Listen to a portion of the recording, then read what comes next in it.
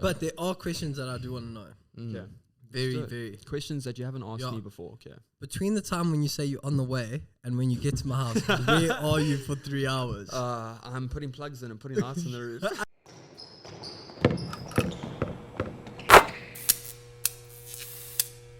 Okay, let's get into this episode. Okay, let's go.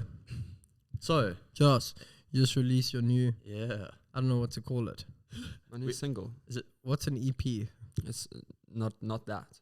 An EP is a whole album. Yeah, no, an EP is a small project, like 5-6 songs. Is it? Like a small body of work, yeah. Okay. So single. Yeah, we're only releasing singles right now. So Is it? Just released my new single, What's Your Name? Single to mingle, but you're not single to mingle. I'm not single to There's mingle. a single to mingle. Yes, but no single mingling here. It is single to mingle, and it is mingling in people's ears. Yes, it is. I forgot how long it's been since we've done an episode, and I'm just reminded why. Okay. Josh, tell us. Yes. What led you to this part of your life? We have talked about the journey up until this point, but now things are slightly different. I'm more interested. So Okay. this single is completely different to what you've done before. I would say. I mean, I would assume you think the same. So how did you take such a? He different was route? 2020 with his vision. Yeah, And now he's it's 2021. He's actually implemented it. Yeah. Yeah. So so Yeah. you had the vision 2020. Yeah. Yeah. And now 2021, this is where you live in This it. is- I'm Okay, living so it, tell us yeah. about the living of it. Okay, so wait, let me first start with Mark's question there. Okay, so I never woke up one day and was like, I want to be an artist, right? That was not how it happened. I wanted to be a racing driver because I was racing cars for so long. But he's always late. But I was always... I don't understand that. Like, that's obviously why he veered away from that. I was... Last place. Sorry, guys. I was fucking Yeah. putting plugs in. So on the I was, track. Jeez, is this Sorry. my episode? Carry boys? on, carry on. So I was extremely introverted back in high school. I didn't have any friends. I definitely got bullied a lot. I used to get into a lot of fights at school with people that just wanted to fight me. And Did you win? Did I win? Sometimes yes, sometimes not. The Sometime one guy maybe had a cast. good. The one guy had a cast on his arm and a spanner in the other hand. And you still beat a And I cripple. still, and I still bugged him up. Anyway, okay. Then he had 2 cars. And I still bugged. And then he couldn't walk, and I still bugged him. And so when I had these 2 friends in high school, and they were musicians, and they got me involved in playing guitar. Before I could sing or anything, I just wanted to learn guitar. And the one day, so I started singing and thought, okay, I'm going to just bust it out for my class and see what it's like. And when I did, I mean, it was the first time I ever sang in front of anybody, and it was my class. So it was obviously very intimidating, but when I did, and I saw the reaction on ladies' faces, I was like, this is a fucking superpower, and I need to use it. Like, I need to utilize it. It got me friends. It got me some friends. And so I was like, okay, this is something which allows me to be a version of myself which I'm not naturally. Because you are having to put yourself in this huge extroverted state in order to sing in front of people. So it brought a part of me out in which I didn't know that I had. And then when I found that, I found a different part of myself, you know. So it was a journey of growing up as well. It helped me grow up a little bit and realize that I don't need to be this guy who's super quiet and doesn't say anything in class all the time, you know. I can bust out a song if I want to. So that's how I got involved, is it showed me a part of myself that I didn't know. And you can find that in friends too. I mean, that's why we keep each other around, because we find parts of ourselves that we don't know about yet, you know. So that's how it all started, and then it escalated from there, going to like band rehearsals with these guys and whatnot, and just seeing how they work it and see how they do it. They had already been like performing at Splashy and stuff, so they weren't the worst mentors to have.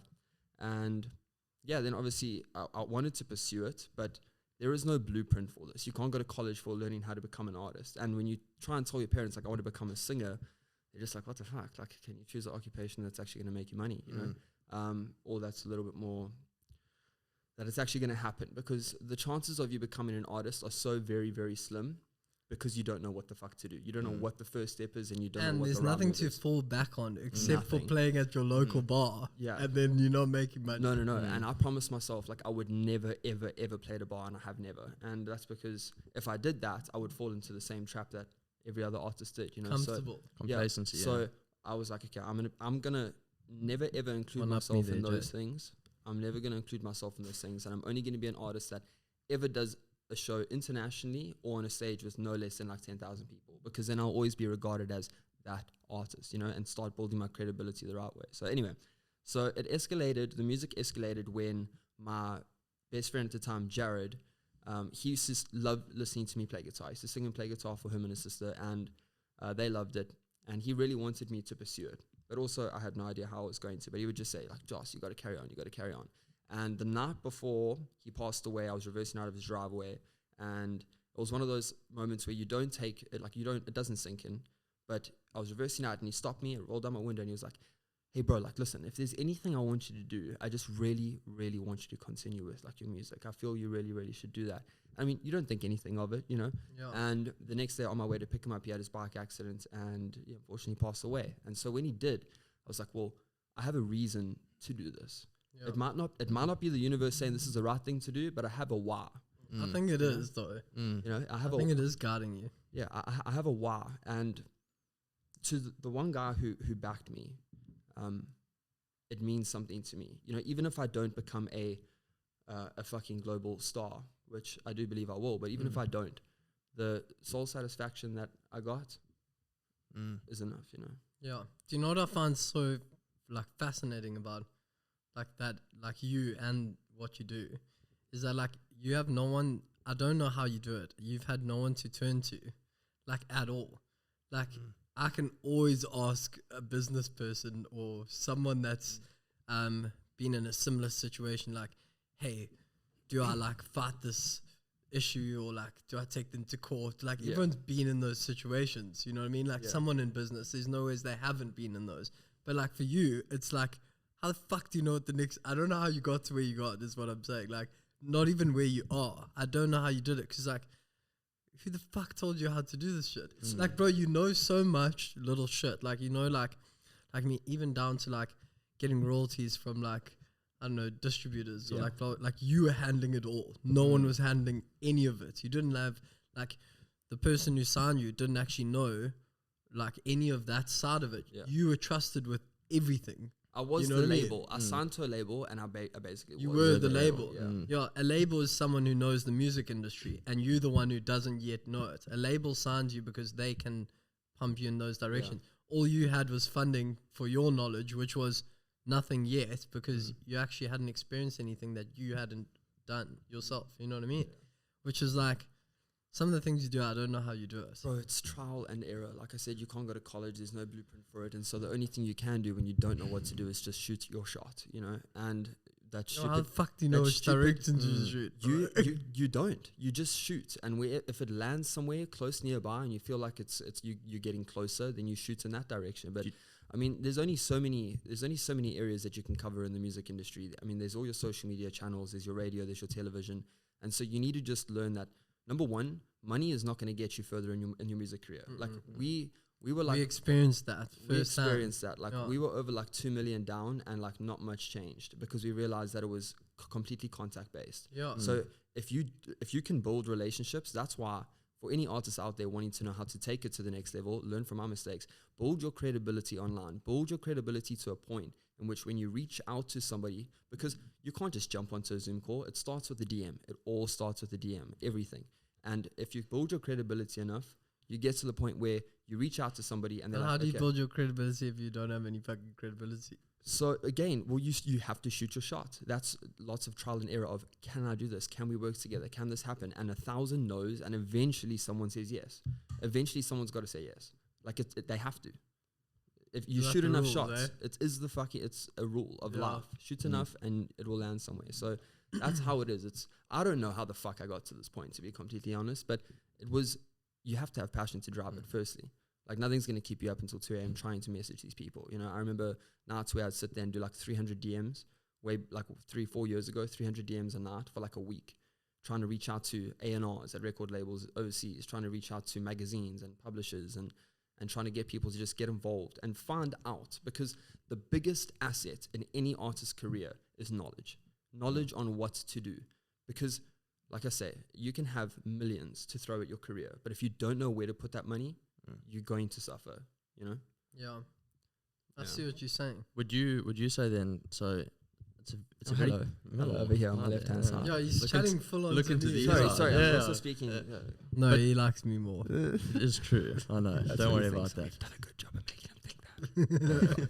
So, would you say then, for someone trying to come up, would be to pick an avenue, and for the most part, unless something goes horribly wrong, like run head on, or to try and go incrementally and keep your awareness around about other avenues? Yeah, I think go incrementally and put your feelers in every direction and see what works for you, because not everything is going to work for the same person. Like TikTok might work really great for one artist, but then Instagram or YouTube works really great for another artist. You know what I mean? If you have great TikTok abilities but you've got really shit music videos, you're going to do better on TikTok. So put your feelers everywhere and just have a look at what people are saying, you know? And it takes a long time to build. It takes a long time to build. You got to understand, in order to get somebody's trust to go and download your song or even mention that, how's your song doing? You have to constantly prove that you are worth listening to. If it's not your music, then it's your work ethic, you know? So, yeah. So now what? Where are you? So right now, partnered with Rivertine Music and Rivertine Entertainment in the States. And yeah, really grateful for these guys. I mean, they know what they're doing. They connected with the big dogs. You know, they were originally a production company. Big dogs. Yeah, they were originally a production company, but they've branched off into a label. And yeah, I feel like these are the guys that are definitely going to help. They have the knowledge that I don't. They have and they're in the States. You know, they're where I need to be right now. So yeah, I'm excited for what's going to happen there. I've also got some good funding from them, but regardless of that, when we got involved, we said to them, like, money's not the issue, it's the knowledge, you know, because you had already learned from what I'd said, saying, Mark, where do we go? Like, where do we go from here, you know? Yeah. Dude, I was thinking about it the other day. Like, a lot of people, you see all these stories about artists, and they're like, you shouldn't sign your life away to these labels and blah, blah, blah, right? And, like, very few artists have, like, kept their independence, but fully. And, like, very few have kept it. But it's just like business, bro. Like, some business people at the top will tell you, like, you need to keep 100% of your shares, blah, blah, blah. But then they have no business skills, like fucking you know who, right? Like, he wants a big piece of a tiny pie, almost non-existent pie, and he won't give up 5%, you know what I mean? Yeah. And a lot of these artists are punting that whole, like, independence, like, keep your independence, like, that's how you make it, blah, blah, blah. But not everyone is a business person. No. Not everyone. And you're not going to be good at everything. And if you're a good singer and you're good at what you do, it doesn't mean you're a fucking networking business person. Yeah. Leave that up to the labels sometimes. Sometimes 20% of a pie that's fucking world known is way bigger than 90% of, like, a national little piece of pie. You know what I mean? Yeah, like, that can be your limit sometimes. 100%. It's just like, some people, I know, like, there'll be a South African artist. They'll get some big international deal and they'll be like, no, I'm not giving away 50% of my, like, what I make, you know what I mean? And then they'll sit earning their 100,000 Rand a month thinking they've made it when they could be making $1 million a month and let them take 9 million. But who the fuck cares about it? Because you make a fuckload more, you know what I mean? 100%. But that's why I made the decision to go with Riv, because you have to tell yourself before you start growing as an artist. What you are. What record deal am I going to sign? What is the minimum that I'm going to value myself at? Where your limits are as well. Yeah. Like, you know, your limits are far beyond just singing. Yeah. That's why you're good at what you do, is because you're not just a singer. Like, you've taken the reins your whole life, and you've had successful businesses yourself. You've run successful business. You made money in other industries, and now you just happen to be good at singing, which means you could actually do it all yourself. To be good at it. No, I'm saying, like, I get you get what I'm saying. Like, 100%. you know that you don't require someone to do the business side. Yeah. You could. That's why you've like sussed out all of your pros, and then where your cons lie is what you need. Like, your pros are a lot more than most because you've had world experience. You know what I mean? You're not just a 12-year-old who has no fucking business idea and they suddenly suck you up. You know what I mean? Yeah. Like, you've found a partner. That's why you said yes to them and not others, was because others would have taken a lot of what you could have done yourself and said, well, we want a big percent, and you lose something what you could be making. You know what I mean? Like, there's no point giving a 50% to someone when you could be doing the extra 30% that they're doing. You know what I mean? Yeah. But so you found, like, the partner that literally meets the pieces that you don't have, which is, I don't have connections in America. You do. I've got every other means to make a success of myself. Give me those connections and I'll give you your share. You know what I mean? You have to be humbled enough to the point in which you can admit what you are not good at and what you cannot handle. Like Jason and chess. I would love I would love and making to noise say, when you eat. You're not very good at that either. That's something you can be proud of, though. Yeah. Yeah. There's gonna be farts on this. There's gonna be a chess piece shoved somewhere a chess piece should not go. You made me lose my train of thought. Sorry, bro. I just had to get that little. Yeah, you have to be humbled enough to the point which you know what you are not good at, and you can hand that off to other people. Like I know a lot of artists that, like I'm gonna keep my independence and I'm not giving anything to label. I'm like, okay, cool, but you got like 2,000 monthly listeners on Spotify. What the fuck are you doing? You know, like grow yourself to the point in which you have some leverage. If you cannot leverage, do all you can independently. But if you have not grown independently in the past 6 months working by yourself, you are making the wrong move. Yeah. Like you need to grow every month. You need to find the partner. Yeah. And there's no like bad that could come with signing. I mean, this is an independent deal I went with. I'm not signed to a major. You know, I'm still independent because this label's independent. But there's nothing bad with signing to somebody who is only going to offer you value and who wants the same. If you have a common goal in mind, you won't lose. Like if they don't hold up their end, they don't get paid either. Exactly. You know what I mean? Exactly. Like if they have 50% of you, but the 50% is only made off of their progress with you and nothing else, then if they don't make you progress, they're not making anything either. You know what I mean? Find someone who has the same like push, because if they don't win, you don't win, and if you don't win, they don't win. So obviously they're going to work just as hard as you. You know what I mean? And delusional confidence, extremely delusional, because when there's no faith to know that something is going to work out, it is delusion what will bring you through it. Yeah. And there's been so many times where I've made decisions to do things and I'm like, how the fuck is this going to pay off? Like I don't even see it in sight yet, you know? And somehow it did. And it's those moves that where you have to have that delusional confidence in order for something to pull through. Like I can tell you when like people might say, okay, like yo, Joss met Post Malone like a year and a half, 2 years ago, whatever. But like, how did it come about? It came about messaging. I was following a producer on Instagram and I saw that he had posted a photo with Post Malone and I knew Post was coming to South Africa. And so I thought, okay, if I can possibly buy a beat from this guy, and like he charges a fair amount, hopefully he'll be okay with linking me up with Post. So I messaged him and I said to him, hey bro, I see you got a photo with Post here. Do you know him? And he was like, yeah, I know him.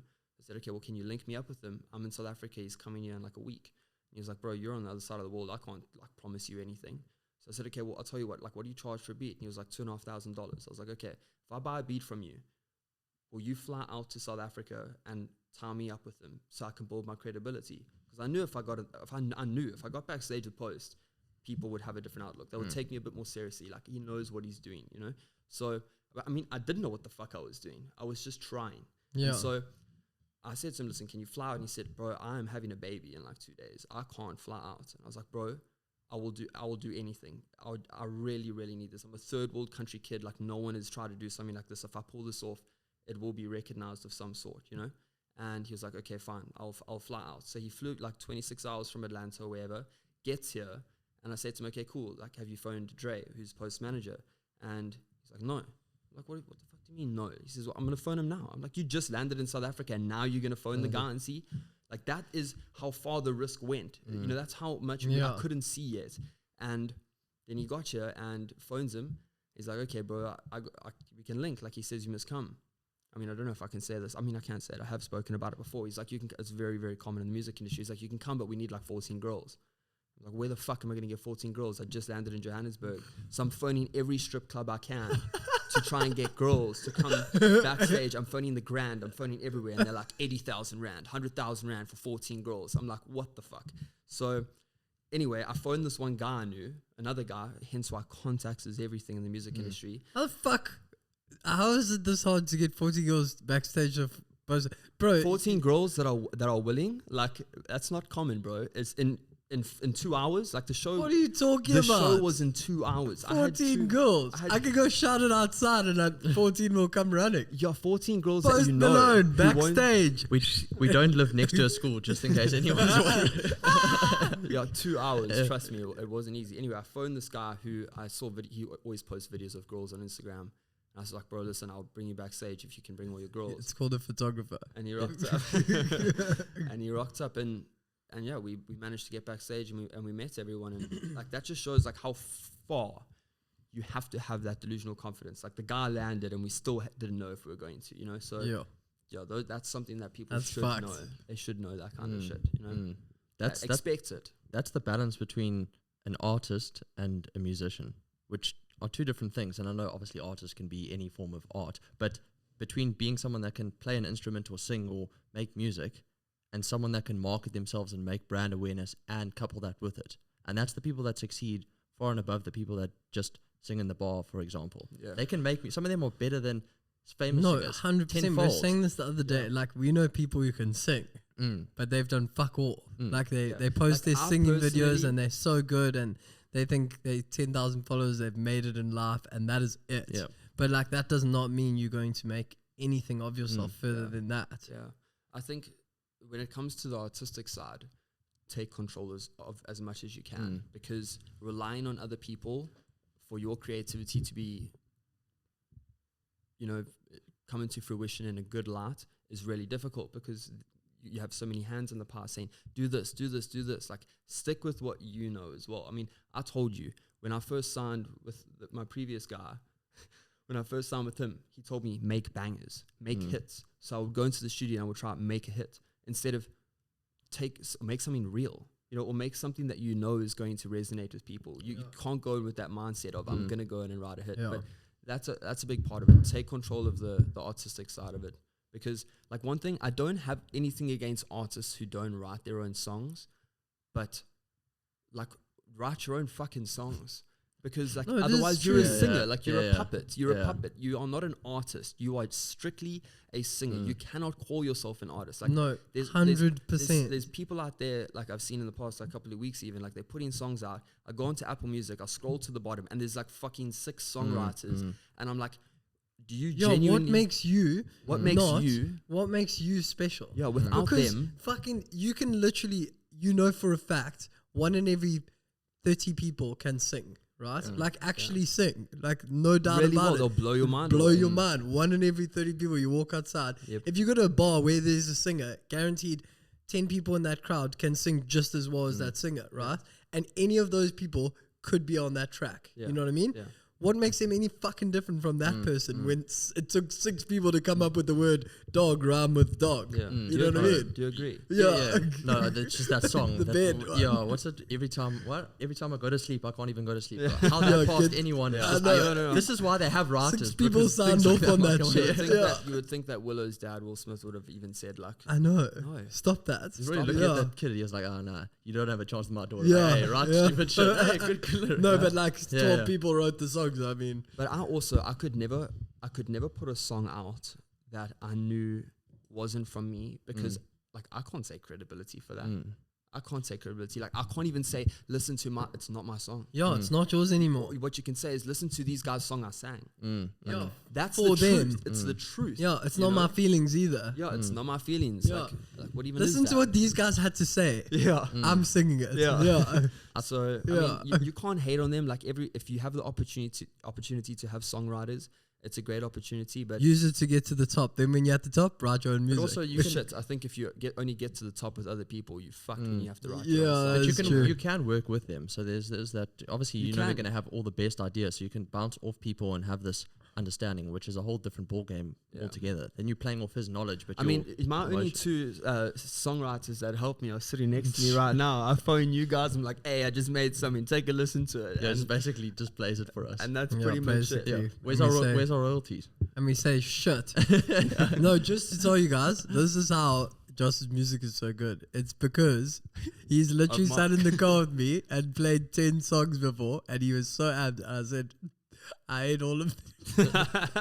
And I was like, who the fuck produced these? And he literally, luckily it was the guys who fucked him over. But bro, it's that honesty that I appreciate more. That's what I'm saying. Most of these guys have anyone coming up to ass me. lickers, and they tell them that all their songs are great because they want to stay in the group. They're surrounded by yes men, and if you let that, number one, if you listen to people telling you you're great all the time, you're gonna become shit, because you're gonna stop putting effort. And that is true. So just keep telling me I'm shit, okay? Deal. And you'll get better music. But damn, when you produce the bagger, you produce the bagger. Yeah. But it's also because, I mean, hanging out with Mark for the past year and a half has listening to your music as well has made an impact. You know, I'm also an artist. no, SoundCloud. his SoundCloud playlist. rapper. Yeah, rapper. Yeah. I'm an island. Yeah, island boy. Mikey Lean. Yeah.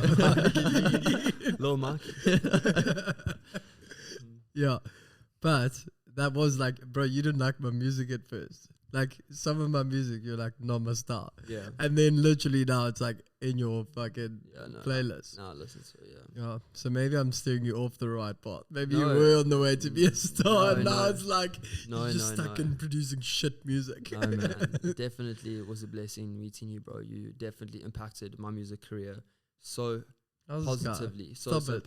Well, it's the I'm gonna fucking blush. truth. It's the truth. I need tape for These those guys, headphones over for there. anyone They're gonna watching snap this- that for head For into it. anyone watching this, surrounding yourself by people who care Oh. about what you care about means it will change your life. Because I can tell you, I wouldn't have even got this deal with Riv How's if this it guy? wasn't for these two cats sitting with me 2 nights before these guys wanted to propose the deal, and we were putting up the Trello board, getting everything come ready, putting PDF documents together, Mm. and you guys wanted absolutely nothing in You're not return playing other this than my game. love Yeah. and friendship. This guy, before his music video, was down on the beach, sopping wet in his clothes to do a fucking advert for us. And he was literally washed up on Durban shores. Give him tape. Before his music video, Yeah. I was like, bro, won't you need a shower? He's like, nah, it's fine. It's all good. Fucking took off the salty sandy clothes, put on his music video clothes, and then went and shot a music video. Gotta Yeah. love it. Drenched. The best part about it is I run into the ocean with all my clothes on, shoes, everything, and then Shoes and everything. It's I fucking lay Air down. Force fucking I lay brand down new. on my back, and Mark's like, "Hey, what are you doing?" On I your was front. It's on your, Like, "It's on your face. I on was your like, face in the he's like, sand. Rub some on your face. I was like, "What the fuck am I doing? funny, It's yeah. 6 a.m. What am No, I?" you liked it. He was laughing. Yeah, it was fun. It was fun. Yeah. But yeah, you guys have definitely played a huge impact. I'll tell you, the day that I wrote this last song that came out, I couldn't write for like 4 weeks, and Jace messaged me in the morning, and like this is why I will never ever like I will value our friendship, you know, because you impacted my life in a way which was some people can't even get that, you know. But you messaged me and you're like, I said to you, Jace, bro, I'm having like such a bad couple of weeks. I can't write, you know. I found out that like these songs have been written by like 5-6 people behind the scenes, and now I know why I'm sitting here and I'm criticizing the shit out of myself and living in self-doubt. And what did he say? What did he say? And he was just like, "I love you, baby," and that was it. No, I'm being serious. I love He this. said to me, he was like, he sent me a screenshot of Bohemian Rhapsody, and he was like, if he could write this song and it was only him, And then it's the best song in the and it's world. the best song in the fucking world, then you can do it too. And it's that type of like boosting my confidence, keeping my head above water, you know, because like, and I gotta appreciate you guys, because everyone's gonna have bad days, and if you don't value the people that value you, like you're going to fucking lose. You're going to have. Oh, those wait bad till days, people you know? watch this when he's famous, and they watch this shitty little podcast he did like back in the dizzle, Yeah. and it's just him like, I love you guys. And there's people watching this, and now Josh is like up on stage, like fucking. Mark's gonna get artists hitting him up. Hey, Mark, listen, can I have your Judge my playlist? song. Give me your playlist. Judge my song. Give me your playlist. Mike's linked to his playlist is now selling for like $10,000. Just the link, and There's now a Mark NFT of his Yeah, of his playlist. playlist, And people's money. Fucking hell. Hilarious. I was gonna say something. It was important. Was it? No. No, I want to it know. wasn't. So It wasn't actually. Sorry, it went with something earlier, but missed the boat. I don't even know if it's a question or if it's more. We had this thought. I think it was yesterday. I said it to Mark. Is that We're gonna turn you into an NFT. basically? Oh fuck yes! Yeah, you are the NFT. Am I the NFT? Yeah. Oh, please do. I think that'll be so sick. Yeah. Let's put it up and like, yeah. I'm down for that. Okay. Just you. Oh, Okay. Carry on. He's starting to click. He's that. thinking now. He's like, fuck. oh, And I sent all those dick pics out for free. you think they were free? Yeah. That's how did you get the 14 girls behind stage? Yeah, how There's did you always a afford barter. those new There's ties? always a barter, boy. The circus. But we were talking about how. Oh, wait, real quick. Just Go another ahead. thing of like the extent. So the second night after post concert, the Dream Chasers were in town. They were going to Onyx, a nightclub in Johannesburg. And I wanted to link up with them, and I knew that the producer also knew them. He knew Tok, who's his cousin, who we actually still in contact to this day. And he was like, listen, I got this kid, he wants to come through and meet you guys. And like, bear in mind, like Dream Chasers, they're like one of the wealthiest rap groups in the world, period. Literally. So we hit them up, and they're like, okay, cool, you can come. He's like, okay, what does he need to bring? And he's like, weed. So I literally had to like phone a guy and get, when I'm telling you, like 30 grams of weed, and I just put it in my sack and walked through this club like I was sack? My nut sack in my underpants. Oh, okay. I was like, where did the sack come from? What other sack do I have? I don't know how you get things in your nutsack. Like, I didn't put it in my nutsack, brother. That's what I'm saying. I put it in my underwear. I put it in my underwear used next to in my sack. Okay, before anyway, enough about that. So I get into the club, and I was like, okay, either this bouncer's gonna fuck me up at the door, and I'm never gonna get in, or I'm gonna get in. And yeah, I did. And so that's another, like a thing, like just fucking do it. Just do it. Whatever you got to do. How bad do you want it? Because if you studying to become a doctor, the harder you study, the better you're going to become at your job. To become an artist, the only thing you do is do fucking everything, because it's never enough. Like, you are never too big. You are never at the pinnacle of your career. Some other kid would have been willing to do it. Exactly. You know what I mean? Exactly. Yeah. I mean, I was willing to do it a lot more. Like, I would have got on my hands and knees. That's what I'm saying. If you didn't, I was just thinking you were going to get the heroin in the pants as well. Like, what do you guys want? And that's just the front. No. But yeah, you have to take every single fucking shot. So it's literally, it goes back to that stupid cliche saying I used to say, like, you miss 100% of the shots you don't take. Tell them Love, again. baby. Love. How do we offer a podcast where things like that are said? Now we need to get It this is- on. Hey, it kept me going, so it's gonna keep someone else going out there. James. I've already forgot it. I don't want to know. Straight. I follow live, laugh, love, and I'm done. That's, you can only have one true meaning in life, and that's it. I live, I laugh, I love, done. No.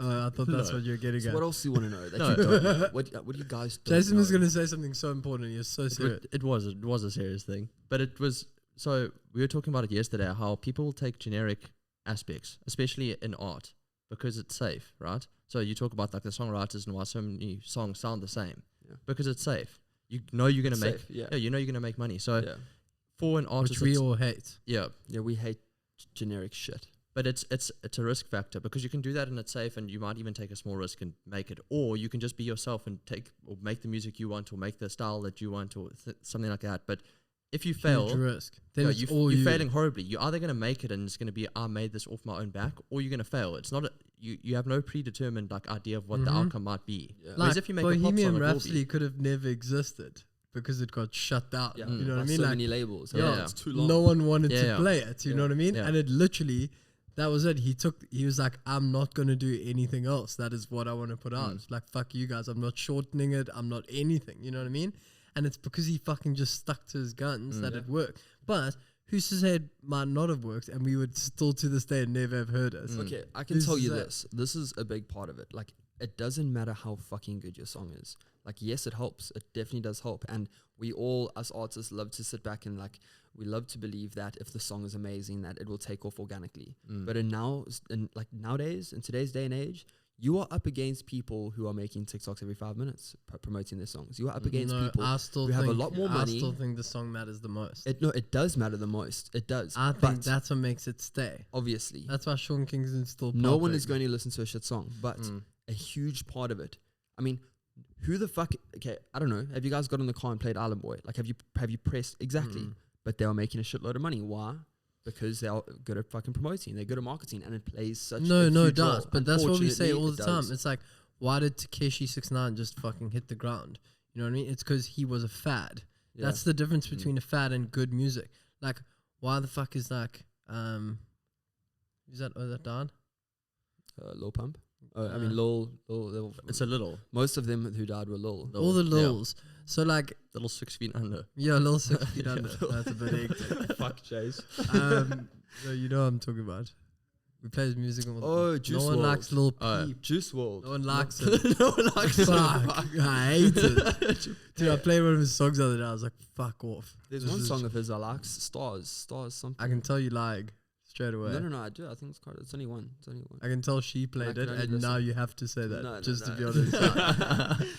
I can tell. It was Juice WRLD. Juice WRLD passed Juice away. WRLD. Yeah. Bro, his music was fucking good. Insane. And like, it's why it stuck around. It wasn't just a fad. Even though he had like a similar vibe, like dressed really alternatively, like hair mess, like similar vibe, but just straight up music good, music not good, not a fad. You know what I mean? But Whereas like if Takeshi died right now, his music wouldn't kick off again. It was shit. You know what I mean? It was just a fad. That's the difference. Good music sticks around. People still play Bohemian Rhapsody. You know what I mean? Yeah. But music is so subjective. Yeah. Like you will say Tekashi 69 is shit, right? Yeah. And I agree with you. Trust me, I back that. Yeah. But there are a couple million people out there Yeah, who love him. a couple million, but that's not half the world. It's not half if the you world. go ask one person, is Bohemian Rhapsody 100%. good? No, He might 100%. say no. But if you go ask the next person, they're He's probably gonna going to say say yes. 100%. You get what I'm Yeah, saying? yeah. Like Robbie Williams. Yeah. One person might say no, but the next person's going to gonna say say yes. yes. Yeah. That's what good music was. You know what I mean? No, definitely. That's the difference. You don't have to find a little niche group to ask them, is this music good? But that's when you know that you are a global star. That's what differentiates you from. But people have gone everybody to else. global star overnight, not because of the marketing, but because the song was a banger. Yes. You know what I mean? Yes. That also takes music off. But then what makes them not good is that they can't make another one. You get what I'm saying? Yeah. But then they're not an artist, like we said. Yeah. They just got lucky. Yeah, you just got. An artist can just keep fucking bringing it. Yeah. But the best artists are also the hardest working ones. Like, inspiration meets hard work in the booth. Yeah. Like, it doesn't meet you anywhere else. You can sit down and you can think for as long as as hard and as long as you want about what a good song to write is going to be. And until you actually get in the booth and you start doing Fucking something around. and fucking around, then it starts to come to you. Like, you can sit there and write with a pen and paper as long as you like. You know, it's not going to happen. And again, like, real life experiences, like, write about that shit because it's real. As soon as you're writing about something that's like, It's usually real life experiences. That's usually what they are. yeah, Real. But I mean, how much music is out there which we know is not real life experiences? Yeah. You know? It's just written. Took half a Zan, 13 hours till I land. Out like a lot. Could be 14 hours, 15 hours. Who knows? Who cares? But it's not real. You'll not never real. know. Yep, very true, Mark. Yeah. Thanks for that. Okay. But then And half a Zan. Come on, you took more than that. Don't lie to us. Yeah, that's not out like a lot. Come on. Stop lying. Okay, we need to start summing this up because I'm so scared that's going to run out. Okay, no problem. I've got one question to ask, and when you started this, I found it so interesting. So you said you were introverted, right? Yeah, And then you sang in front of your class. yeah. Oh, that's fucked. When you sang, I should have actually asked, like, what I the know, fuck? it is no. fucked. when you sang, right? Yeah. Did you feel mentally different in the time that you were singing? Like you were in a different part of your mind or your being, or did you still feel that skittish, nervous? Okay, or when I say I was extremely introverted, I mean, like, you don't understand. yeah. I did not speak to anyone at school. I went to school, I went home. That was it. I had like one person I spoke to, and I think the only reason we were friends is because he needed a favor from me or something. You know what I'm saying? But after that experience, it was, I don't know, it was like a pretty quick transition. Like, I remember going home that day. I remember getting What in the made car. you fucking stand up though and sing? I don't understand. Bro, I think it's just, it's either in you or not to just take the risk. That was my first risk. It was the whole You like. just couldn't stand being introverted anymore. No, it's not that I couldn't stand being introverted. It was, it's Could like, have it's missed either, out on something. that's more of what it was. Yeah, yeah. It was the fear of missing yeah. out of something. And like that whole like risk with like the post thing or whatever is that same risk of standing up in front of the class and singing. It was just, it was the smallest one and the easiest one, but it's the hardest to overcome because it's the first, you know? Yeah. The reason that I find it very interesting is so people with a stutter, right? When they sing, they don't have a stutter. Yes. Some people with heavy accents, when they sing, they lose their accent because it fires a different synapse in the brain. Yeah. That it's your whole different thing, right? So when you were introverted and you started singing, that's why I was curious if you felt different in that moment. I think in the moments I was probably just shitting bricks. It was afterwards when everyone was like hyped and they were like, you can fucking sing. And like back then I couldn't fucking sing. I could sort of, you know, and they were just being nice, but it was enough to give me confidence. I wasn't terrible enough that they were like, don't do that again, you know? Yeah. But I mean, it was. I remember getting in the car that day and going home. And the day I went home, I turned my whole bedroom into a studio because I had enough confidence that I could do it. And I remember like blocking off my balcony and like putting foam inside. That's so cool. It was the bro. day I got home. I was like, now I'm fucking doing this, you know? See, because why I find that also interesting is that you said it was just one small risk, right? So a lot of people they would want to do something and they see the end goal and it's like, wait, that's way too intimidating. Of course it is. Like, I could never stand on stage and sing in front of 50,000 people. Fine. But if you just take that small risk and say, I'll stand up in front of my class, it might switch who you are just by putting yourself in such a completely different position. Suddenly your whole mindset changes, and but then you also, can if you just think about that, like what you're saying, if you think about those small steps, you're gonna get to that big one. And it won't seem that big that's what anymore. I'm saying. Yeah, exactly. Like So you just take that first one, then it's 50 people, then it's 100 people, then it's like your school play, or like, you know what I mean? And then eventually it's like, well, this was 100 people. Like, what is 1,000? You know what I mean? Awareness also plays a big part in it. Like if I wasn't, I mean, I was lucky enough to be really aware when I was young. That's how I knew I was like this really weird introverted kid. But it was the awareness that, oh, I remember I took the leap of faith there. I know how it paid off there. Like I can do it here, you know. But if you don't take notes of, or at least try and make a mental note of, I took this step and it worked out. It gives you the confidence to just do it again and again and again. You know, like there is literally, I can tell you right now, there is absolutely. I was saying this to Jamie. I was like, there is zero reason why a kid from Hillcrest should have gone and done a tour overseas or performed with Sean Kingston and Iggy. I thought you were going the opposite. No. Like there is no reason, especially when you're from South Africa. I thought you were going to say, there's no reason that I couldn't have done that. Oh, no, you just said the but complete opposite. No. It's because I already knew it was against me. I knew the odds were against me. But there is literally nothing now which I think is too big. Like, there is nothing. Yeah. It's just time and patience that plays a big part in it. Like timing is everything, and just having the patience to just be like, I'm gonna believe in it. But like now, the words, like, that's why I thought you were going the opposite way. It's like the way you think now is like us. Like, there's no reason that it can't. Like, what the fuck is the difference between and you of and course someone you else? guys have obviously played Except a big part in that. the connections you like. That's the only difference. Is how many connections you've made. I think Like, not connections as in like connected, but like fucking connections. Like how many people you've impacted. Even if it's just conversation. Like people remember you. You know what I mean? And people think it's just like something passing by. You know what I mean? And like often you chat to someone, they're like, no, this changed my life. And you're like, Jesus, I didn't even know that. How did that even affect them? But it's just because we're so passionate about what we talk about and what we do. So just be passionate and spread it. You know what I mean? 100%.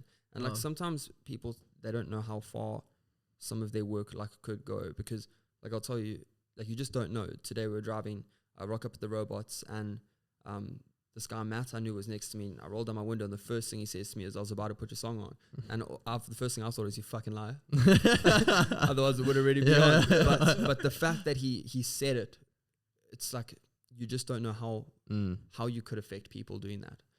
Like push yourself as far as you can go, and I swear to God, someone else is gonna. I think just to summarize what I've taken from your whole journey is never discount the experiences of small risk. 100%. Because the small risk, you always think, oh, I can't do the big risk right now, but you won't be. Future self will be doing it right now. So never discount the experience of small risk right now, because you can cope with that now. Leave the big risk to you in the future, because that's another small risk when you're in that position in the future. Elon Musk is not a small risk not a big risk to spend $1 million, but when he first started it might have been, but his first risk only had to be a couple thousand probably when he first started. Never discount the situation that you're in now and the small, the benefits that you can make from those small risks. You gave us that perspective. Yeah, you gave that to me. Right, he summarized you. I'm humbled. That's you. He's just putting it into smart people words. Thanks. He can outsmart. I don't understand either. But he can outsmart us any day. I know. But that's fun. But go listen to Joss's new song and the next. And where can they find you? No, I'm joking. This is the Hoopla Show. We have a song coming out like almost every month now, so consistency is happening. Next one features Jason. Thank you guys for having me on the podcast. I really appreciate it. I'd love to join. Do you actually want me to join this podcast? Yeah. We did need another host. Our last one was just we were dragging him along really. Oh shit! Were you carrying him the whole time? time? Yeah, no, properly. He's always late. Yeah. Okay, we're done. Okay, Okay, love you, man.